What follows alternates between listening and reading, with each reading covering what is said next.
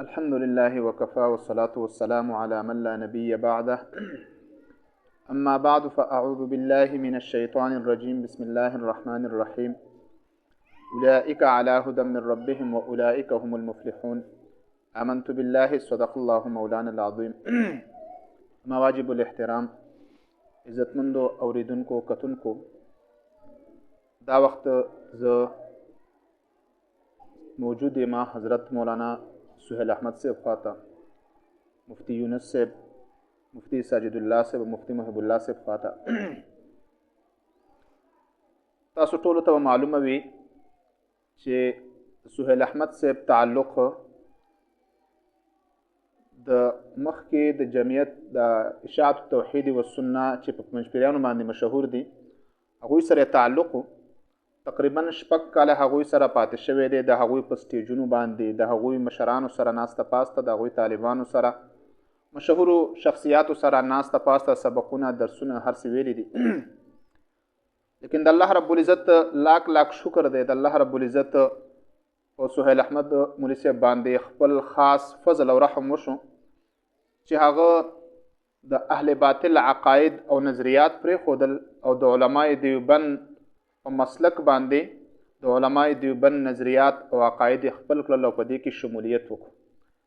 زه د الله رب العزت نه دعا کوم چې الله رب العزت دې موږ ټول د اهل سنت والجماعت د علماء دیوبند په مسلک باندې اطمینان سره قائم او دائم وساتي. او سہیل احمد مولوي صاحب دپاره دعا کوم چې الله رب العزت دې تاسو ته استقامت در نصیب کړي. الله رب العزت دې ته حیات زموږ د ټولو عمر دی الله رب العزت په علماء دیوبند په مسلک باندې تیر کړي. او بل سہیل احمد مولوي صاحب ته اهلا سهلا مرحبا وایو، خوش آمدید ورته وایو، په خیر راغلی ورته وایو.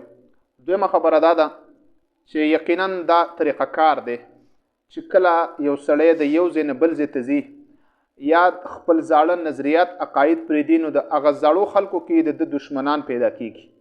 عبدالله بن سلام رضی الله تعالی عنه مشهور صحابي دی. دا د یهودیانو لوی عالم و، خو چې کله د ایمان راوړو د رسول الله صلی الله علیه وسلم نه پوښتنه وکړله چې ته زما په باره کې د یهودیانو نه زما د قوم نه لږ تپوس وکړه چې زه څنګه سړی یم. نو چې کله تپوس وکړو چې عبدالله بن سلام په تاسو کې څنګه شخصیت دی، هغوی ویل خیر و ابن خیر، دا خو ډېر ښه سړی دی، د ښه سړي زوی دی او ښه خانداني سړی دی.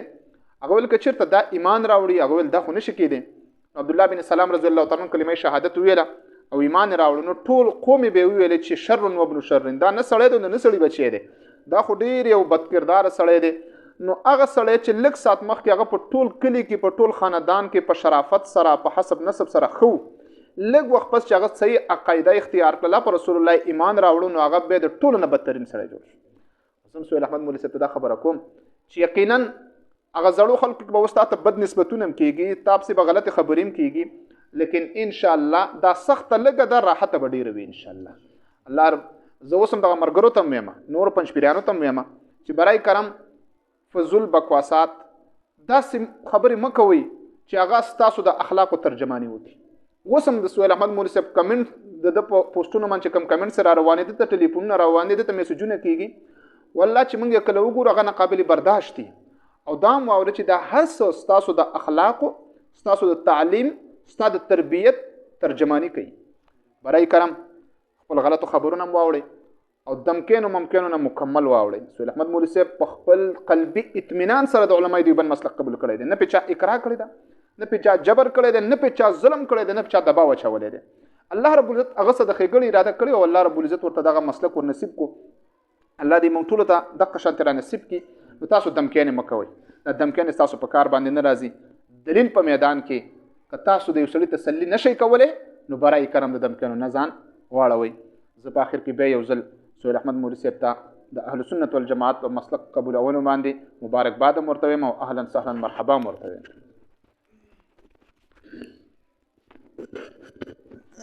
بسم الله الرحمن الرحيم. يا أيها الذين آمنوا اتقوا الله وكونوا مع الصادقين. صدق الله العظيم.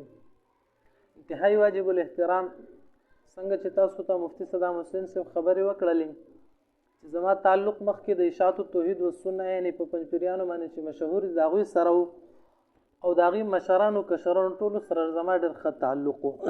د هغې نه بعد برادر مکرم متعلم محمد رحیم المحمودي هغې زما رهنمایي وکړله او د علمای دیوبند عقایدو طرف ته زما ته مطالعي دغه راکړو، رجحان دې طرف ته را پیدا کړله. د هغې نه بعد د علمای دیوبند چې کوم عقایدو د هغې په کتابونو کې هغه موږ وکتله، لیکن پنجپیریان د دوی دغه د میشن دی چې دوی علمای دیوبند نه مني. نو بیا د دې نه هټ کر موږ علمای دیوبند پرېښودله. علمای دیوبند نه مخکې چې کوم احناف تیر شوي دي، متقدمین احناف، موالک او دغه رنګې شوافع، د هغوی کتابونه مو وکتله. کله چې موږ د هغوی کتابونه وکتل نو د هغوی هم هغه عقایدو کوم عقاید چې د علمای دیوبند دي یا هغه عقایدو کوم عقاید چې د علمای دیوبند په سټیجونو باندې بیانېږي.